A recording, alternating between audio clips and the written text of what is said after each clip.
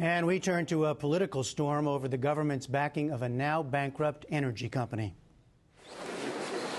For the first time, Energy Secretary Steven Chu testified before a congressional committee looking into his handling of a loan guarantee to failed solar panel company Solyndra. From the outset, he defended his actions. The final decisions on Solyndra were mine, and I made them with the best interest of the taxpayer in mind. And I want to be clear. Over the course of Solyndra's loan guarantee, I did not make any decision based on political considerations.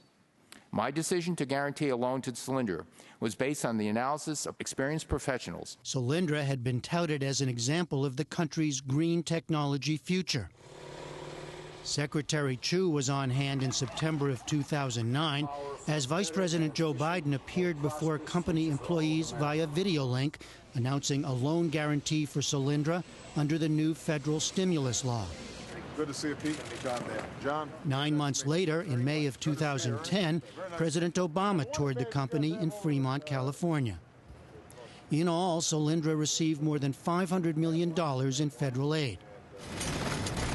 But less than 2 years later, in August of this year, Solyndra filed for bankruptcy. Today, Secretary Chu blamed the company's failure on the economics of a global market. It is extremely unfortunate that what has happened to Solyndra, but when the bottom of a market falls out and the price of solar decreases by 70% in 2.5 years, that was totally unexpected. And so fundamentally, this company and several others got caught in a very bad tsunami, if you will. But House Republicans see a very different picture. Fred Upton of Michigan. The number of red flags about Solyndra that were raised along the way, many from within DOE, and either ignored or minimized by senior officials, is astonishing. Among the warnings, say Republicans, a 2009 email between Energy Department staff suggesting Solyndra was, quote, likely to face severe cash flow problems. Florida Republican Cliff Stearns chairs the House Energy and Commerce Subcommittee that held today's hearing. So the bankruptcy was predicted 2 years ahead of time. When you signed off on the loan guarantees, were you aware of this, of these emails and of these concerns? It wasn't predicting bankruptcy of the company. It was predicting a cash flow issue that, upon further analysis, did not appear. And, in fact, it did not appear in reality. Republicans also claimed that both the initial loan guarantee and subsequent decisions were made on a political, not strictly business basis. They cited an email released by the committee last week suggesting that George Kaiser, a major Solyndra investor and Obama donor, was asked by the White House to delay news of layoffs until after the 2010 midterm elections. Texas Republican Joe Barton. You know who George Kaiser is, I'm sure. Yes. I know that he was a major investor in a venture capital firm that had a major stake in Solyndra. You knew that. Not at the time of the evaluation of the loan, not at the time of the restructuring. I know now what his connection, what his role has been. Everybody and their dog at DOE knew who he was and knew what he was involved in. But Chu insisted throughout the hearing there was no political influence in the department's decisions. Who put the pressure on you or them to delay divulging that knowledge till after the elections?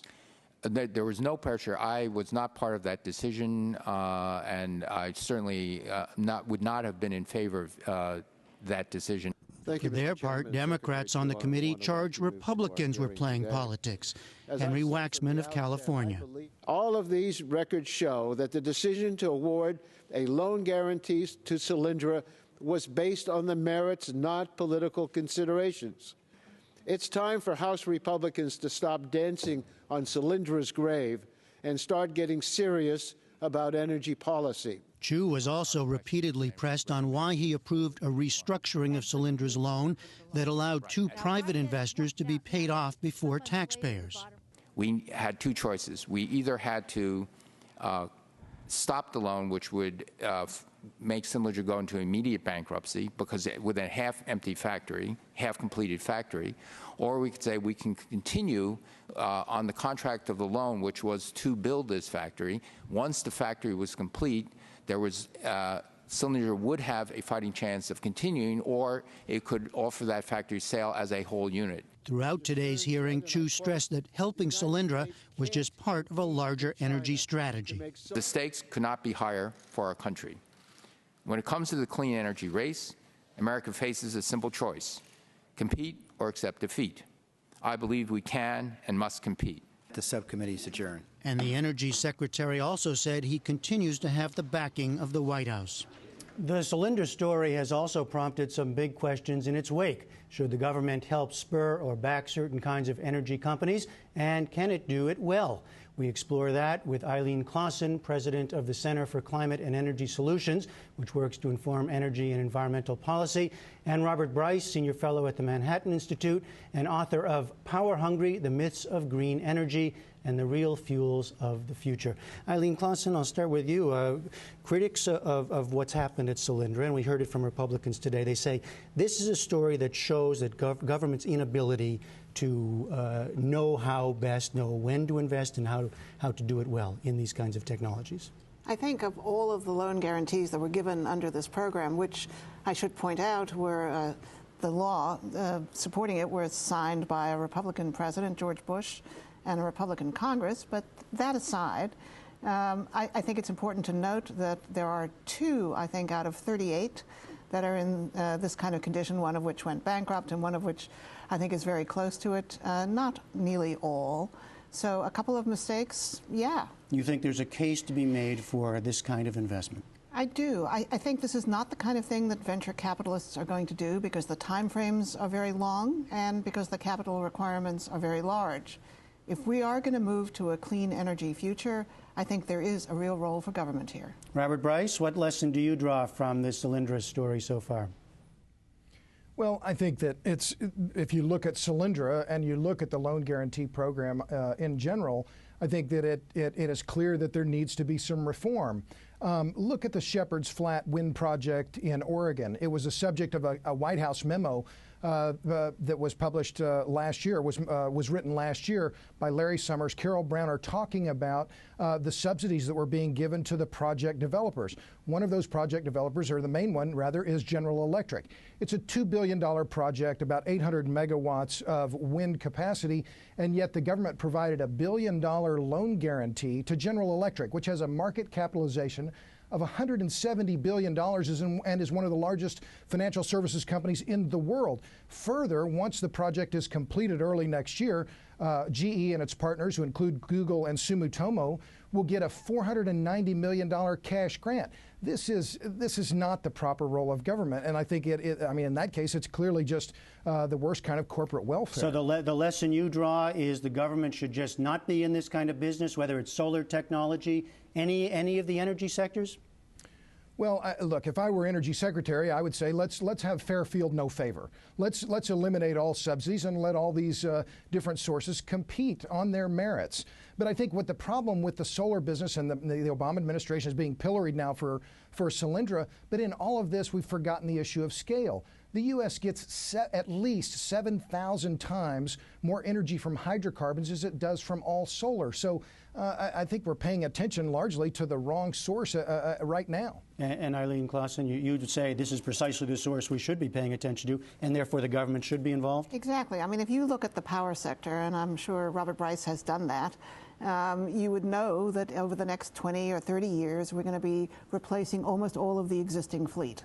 I would like to see it replaced with the most efficient, effective, and clean technologies possible. In order to do that, I think it is wise to invest in different technologies. Look, I mean, I know that Mr. Bryce likes natural gas. A lot of the fracking technology actually came out of government research. So, I mean, government can do more than solar. I mean, government can do research related to fossil fuels as well and make things better. Nuclear, there's a lot of stuff there that could be improved. Well, what about that, Mr. Bryce? I mean, isn't it the case that government is already involved in so many different ways in all kinds of sectors of the energy industry? Well, look, there's no question about that, and I am adamantly pro-nuclear. I think if the U.S. is really serious about reducing CO2 emissions, then we should be aggressively moving toward nuclear, and in particular, modular reactors, and if possible, fueled with thorium. I think this is tremendously positive. But the reality is right now that nuclear is priced out of the market. Why? Because of low-cost natural gas. Exelon last year said they could not build nuclear plants in the U.S. because with natural gas prices below $8. The reality is that the shale revolution that's now underway for both shale oil and shale gas is the best news in the U.S. energy sector since the discovery of the East Texas field in 1930. And if you talk to the International Energy Agency in Paris, they say the U.S. is now reducing its carbon dioxide emissions faster than is Europe. And why is that? Because of low-cost natural gas. All right, now and Europe has a cap-and-trade system. Yeah, I'm sorry to interrupt you. The natural gas we have debated on this show, so I want to focus it again on the government's involvement in all of these things. So, Eileen Clausen, what about what we heard from Secretary Chu at the end there when he said, when it comes to the clean energy race, America faces a simple choice: compete or accept defeat. Now, this is a global market, and I think he's talking primarily about China, a few other countries, where they're going down this path.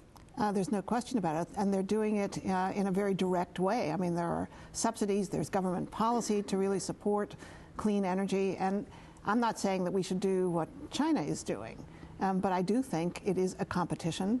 I do think if we had demand here, we would manufacture here. We have innovation capabilities here, second to none. Why wouldn't we want to compete? Mr. Bryce, why wouldn't we? If China's in the game and that's a global competition and they get backing from the government. Absolutely. Well, I'll respond, and I respect Ms. Clausen's position, but what's the most admired company now in the United States, or even around the world? I think it's clearly Apple. What does Apple do? They design their products here in the United States, and they assemble them, they manufacture them in China. Well, where's the outrage in the green left about the fact that all of these cell phones, all of these computers, all of our iPhones, iPads, all these other technologies are being made in China? What I hear in terms of this clean energy and solar panels and all these other things that we have to make those here in the United States, to me the rhetoric is remarkably similar to what we've heard in the past from the corn ethanol scammers about the evils of foreign oil. I don't see much difference. Why is it okay for Apple to produce or manufacture all their products overseas, and that's okay, but somehow now we're supposed to be autonomous, or we're supposed to produce all of our own solar panels? It doesn't make any sense. It's a global market. You're shaking your head, so clearly you don't like this analogy. You don't see it. Well, no, I actually would like to see much more of it made in America. I think that's the way we generate jobs here, and that could be true for Apple products as well as for clean energy. I think we really need to build a manufacturing base in this country if we want the economy to grow. And there's no reason why you should exclude clean energy from that. But at the same time, briefly, you're saying that safeguards could be put in for the kinds of any potential problems that you see when the government's involved. Absolutely. And I also think that there are a wide number of different technologies that should be looked at. I think it is important. I actually like nuclear also, and I like natural gas also. I think there are improvements that could be done in those areas as well, and I think there is a role for government.